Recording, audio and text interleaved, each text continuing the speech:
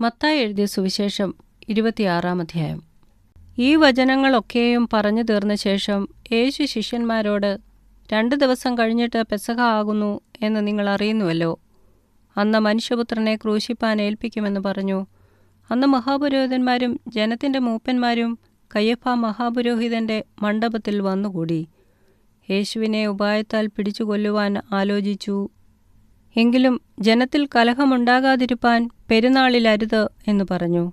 യേശു ബെഥാന്യയിൽ കുഷ്ഠരോഗിയായിരുന്ന ശീമോൻ്റെ വീട്ടിലിരിക്കുമ്പോൾ ഒരു സ്ത്രീ വിലയേറിയ പരിമളതൈലം നിറഞ്ഞ ഒരു വെൺകൽ ഭരണി എടുത്തുംകൊണ്ട് അവൻ്റെ അടുക്കൽ വന്നു. അവൻ പന്തിയിലിരിക്കുമ്പോൾ അതവൻ്റെ തലയിലൊഴിച്ചു. ശിഷ്യന്മാർ അത് കണ്ടിട്ട് മുഷിഞ്ഞു.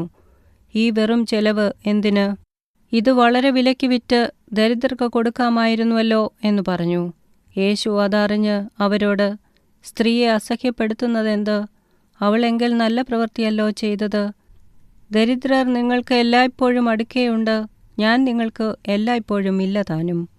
അവൾ ഈ തൈലം എൻ്റെ ദേഹത്തിന്മേൽ ഒഴിച്ചത് എൻ്റെ ശവസംസ്കാരത്തിനായി ചെയ്തതാകുന്നു. ലോകത്തിലെങ്ങും ഈ സുവിശേഷം പ്രസംഗിക്കുന്നിടത്തെല്ലാം അവൾ ചെയ്തതും അവളുടെ ഓർമ്മയ്ക്കായി പ്രസ്താവിക്കും എന്ന് ഞാൻ സത്യമായിട്ട് നിങ്ങളോട് പറയുന്നു എന്ന് പറഞ്ഞു. അന്ന് പന്തിരുവരിൽ ഒരുത്തനായ യൂദാ ഇസ്കരിയോത്താവ് മഹാപുരോഹിതന്മാരുടെ അടുക്കൽ ചെന്നു, നിങ്ങൾ എന്തു തരും? ഞാൻ അവനെ കാണിച്ചു തരാം എന്ന് പറഞ്ഞു. അവർ അവന് 30 വെള്ളിക്കാശ് തൂക്കിക്കൊടുത്തു. അന്നുമുതൽ അവനെ കാണിച്ചു കൊടുപ്പാൻ അവൻ തക്കം അന്വേഷിച്ചു പോന്നു.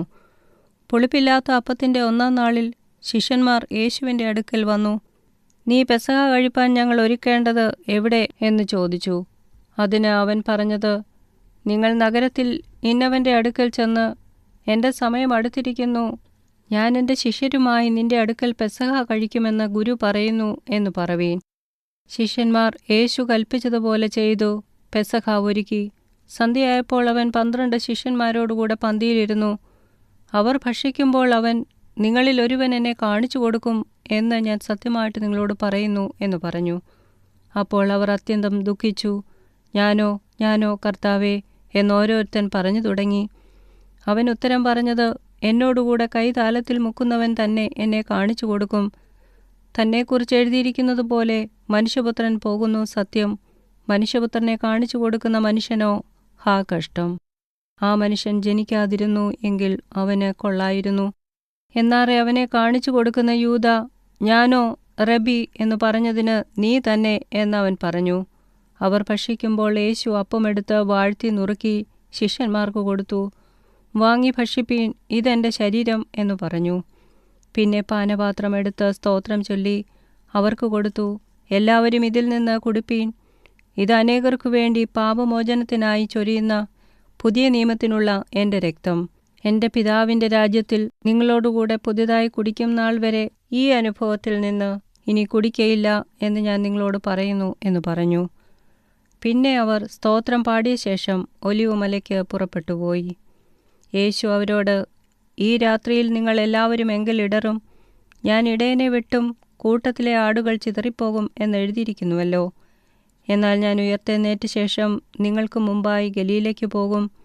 അതിന് പത്രോസ്, എല്ലാവരും നിങ്ങൾ ഇടറിയാലും ഞാൻ ഒരു നാളും ഇടറുകയില്ല എന്നുത്തരം പറഞ്ഞു. യേശു അവനോട്, ഈ രാത്രിയിൽ കോഴി കൂവും മുമ്പേ നീ 3 വട്ടം എന്നെ തള്ളിപ്പറയും എന്ന് ഞാൻ സത്യമായിട്ട് നിന്നോട് പറയുന്നു എന്ന് പറഞ്ഞു. നിന്നോടുകൂടെ മരിക്കേണ്ടി വന്നാലും ഞാൻ നിന്നെ തള്ളിപ്പറയുകയില്ല എന്ന് പത്രോസ് അവനോട് പറഞ്ഞു. അതുപോലെ തന്നെ ശിഷ്യന്മാർ എല്ലാവരും പറഞ്ഞു.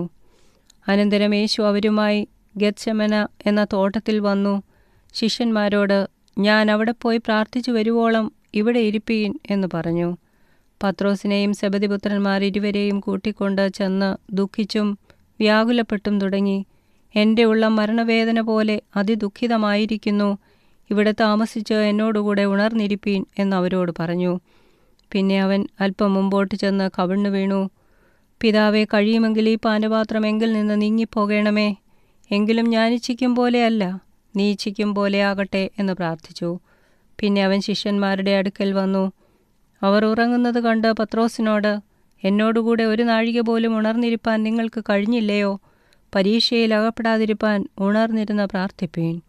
ആത്മാവ് ഒരുക്കമുള്ളത് ജഡമോ ബലഹീനമത്രേ എന്ന് പറഞ്ഞു. രണ്ടാമതും പോയി, പിതാവേ, ഞാൻ കുടിക്കാതെ അത് നീങ്ങിക്കൂടാ എങ്കിൽ നിന്റെ ഇഷ്ടമാകട്ടെ എന്ന് പ്രാർത്ഥിച്ചു. അനന്തരം അവൻ വന്ന് അവർ കണ്ണിനു ഭാരമേറുകയാൽ പിന്നെയും ഉറങ്ങുന്നത് കണ്ടു. അവരെ വിട്ട് മൂന്നാമതും പോയി ആ വചനം തന്നെ ചൊല്ലി പ്രാർത്ഥിച്ചു. പിന്നെ ശിഷ്യന്മാരുടെ അടുക്കൽ വന്ന്, ഇനി ഉറങ്ങി ആശ്വസിച്ചു കൊള്ളുവീൻ, നാഴിക അടുത്തു. മനുഷ്യപുത്രൻ പാപികളുടെ കയ്യിൽ ഏൽപ്പിക്കപ്പെടുന്നു. എഴുന്നേൽപ്പീൻ, നാം പോക.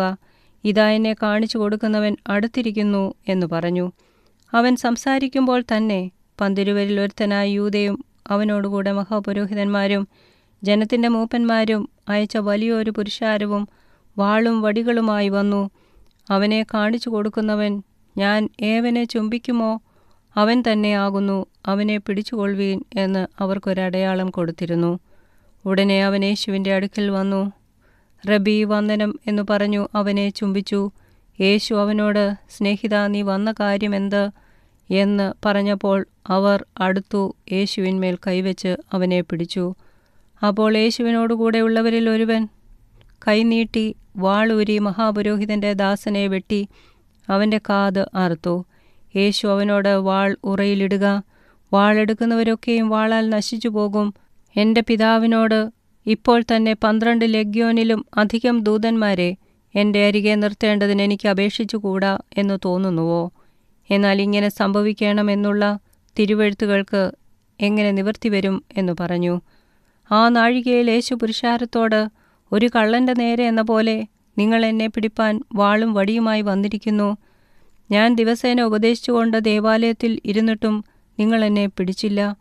എന്നാൽ ഇതൊക്കെയും പ്രവാചകന്മാരുടെ എഴുത്തുകൾ നിവൃത്തിയാകേണ്ടതിന് സംഭവിച്ചു എന്നു പറഞ്ഞു. അപ്പോൾ ശിഷ്യന്മാർ എല്ലാവരും അവനെ വിട്ട് ഓടിപ്പോയി. യേശുവിനെ പിടിച്ചവരോ മഹാപുരോഹിതനായ കയ്യഫായുടെ അടുക്കൽ ശാസ്ത്രിമാരും മൂപ്പന്മാരും ഒന്നിച്ചു കൂടിയിരുന്നിടത്ത് അവനെ കൊണ്ടുപോയി. എന്നാൽ പത്രോസ് ദൂരവേ മഹാപുരോഹിതൻ്റെ അരമനയോളം പിൻചെന്ന് അകത്തു കടന്ന് അവസാനം കാണുവാൻ സേവകന്മാരോടുകൂടെ ഇരുന്നു. മഹാപുരോഹിതന്മാരും ന്യായാധിപ സംഘമൊക്കെയും യേശുവിനെ കൊല്ലേണ്ടതിന് അവൻ്റെ നേരെ കള്ളസാക്ഷ്യം അന്വേഷിച്ചു. കള്ളസാക്ഷികൾ പലരും വന്നിട്ടും പറ്റിയില്ല. ഒടുവിൽ 2 പേർ വന്ന്, ദൈവമന്ദിരം പൊളിച്ച് 3 ദിവസം കൊണ്ട് വീണ്ടും പണിവാൻ എനിക്ക് കഴിയുമെന്ന് ഇവൻ പറഞ്ഞു എന്ന് ബോധിപ്പിച്ചു. മഹാപുരോഹിതൻ എഴുന്നേറ്റ് അവനോട്, നീ ഒരു ഉത്തരവും പറയുന്നില്ലയോ? ഇവർ നിന്റെ നേരെ സാക്ഷ്യം പറയുന്നത് എന്ത് എന്ന് ചോദിച്ചു. യേശുവോ മിണ്ടാതിരുന്നു. മഹാപുരോഹിതൻ പിന്നെയും അവനോട്, നീ ദേവപുത്രനായ ക്രിസ്തു തന്നെയോ? പറക എന്ന് ഞാൻ ജീവനുള്ള ദൈവത്തെക്കൊണ്ട് നിന്നോട് ആണയിട്ട് ചോദിക്കുന്നു എന്ന് പറഞ്ഞു. യേശു അവനോട്, ഞാനാകുന്നു. ഇനി മനുഷ്യപുത്രൻ സർവശക്തന്റെ വലതുഭാഗത്തിരിക്കുന്നതും ആകാശമേഘങ്ങളെ വാഹനമാക്കി വരുന്നതും നിങ്ങൾ കാണുമെന്ന് ഞാൻ പറയുന്നു എന്ന് പറഞ്ഞു. ഉടനെ മഹാപുരോഹിതൻ വസ്ത്രം കീറി, ഇവൻ ദൈവദൂഷണം പറഞ്ഞു. ഇനി സാക്ഷികളെ കൊണ്ട് നമുക്കെന്താവശ്യം? നിങ്ങൾ ഇപ്പോൾ ദൈവദൂഷണം കേട്ടുവല്ലോ. നിങ്ങൾക്ക് എന്തു തോന്നുന്നു എന്ന് ചോദിച്ചതിന് അവൻ മരണയോഗ്യൻ എന്നവർ ഉത്തരം പറഞ്ഞു. അപ്പോൾ അവർ അവൻ്റെ മുഖത്ത് തുപ്പി അവനെ മുഷ്ടി ചുരുട്ടി കുത്തി. ചിലർ അവനെ കന്നത്തടിച്ചു. ഹേ ക്രിസ്തുവേ, നിന്നെ തല്ലിയതാർ എന്ന് ഞങ്ങളോട് പ്രവചിക്ക എന്ന് പറഞ്ഞു. എന്നാൽ പത്രോസ് പുറത്ത് നടുമുറ്റത്തിരുന്നു. അവൻ്റെ അടുക്കൽ ഒരു വേലക്കാരത്തി വന്നു. നീയും ഗലീലക്കാരനായ യേശുവിനോടുകൂടെ ആയിരുന്നുവല്ലോ എന്ന് പറഞ്ഞു. അതിന് അവൻ, നീ പറയുന്നത് എനിക്ക് തിരിയുന്നില്ല എന്നെല്ലാവരും കേൾക്കെ തള്ളി പറഞ്ഞു. പിന്നെ അവൻ പടിപ്പുരയിലേക്ക് പുറപ്പെടുമ്പോൾ മറ്റൊരുത്തി അവനെ കണ്ട് അവിടെ ഉള്ളവരോട്, ഇവനും നസ്രയനായ യേശുവിനോടുകൂടെ ആയിരുന്നു എന്ന് പറഞ്ഞു. ആ മനുഷ്യനെ ഞാൻ അറിയുന്നില്ല എന്നവൻ 2ാമതും ആണയോടെ തള്ളിപ്പറഞ്ഞു. അല്പനേരം കഴിഞ്ഞിട്ട് അവിടെ നിന്നവർ അടുത്തുവന്ന് പത്രോസിനോട്, നീയും അവരുടെ കൂട്ടത്തിലുള്ളവൻ സത്യം, നിന്റെ ഉച്ചാരണവും നിന്നെ വെളിവാക്കുന്നുവല്ലോ എന്ന് പറഞ്ഞു. അപ്പോൾ അവൻ, ആ മനുഷ്യനെ ഞാൻ അറിയുന്നില്ല എന്ന് പ്രാകുവാനും ആണയിടുവാനും തുടങ്ങി. ഉടനെ കോഴി കൂകി. എന്നാറെ കോഴി കൂകും മുമ്പേ നീ 3 വട്ടം എന്നെ തള്ളിപ്പറയും എന്ന് യേശു പറഞ്ഞ വാക്ക് പത്രോസ് ഓർത്ത് പുറത്തുപോയി അതിദുഃഖത്തോടെ കരഞ്ഞു.